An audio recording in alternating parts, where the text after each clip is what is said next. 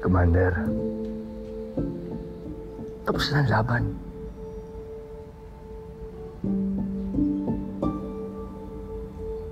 Payapa na yung kalooban ko ngayon.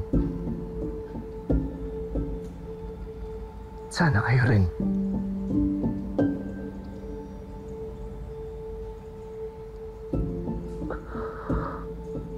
Nay.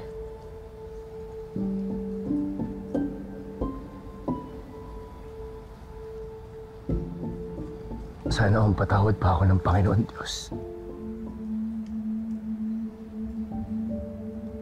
Sa lahat ng mga naging kasalanan ko.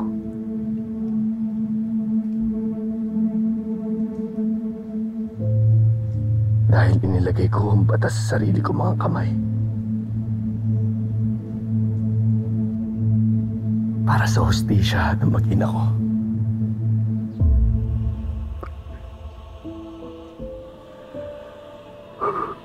At sana alam niyo rin na ano man mangyari sa buhay ko, kahit kailan, hindi kayo mawawala sa puso ko.